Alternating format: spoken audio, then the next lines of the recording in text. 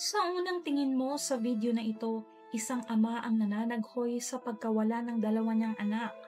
Pero paano kung sabihin ko sa iyo na ang lalaking iyan, na tila lugmok sa sakit, ay siya rin palang dahilan ng kanilang pagkawala?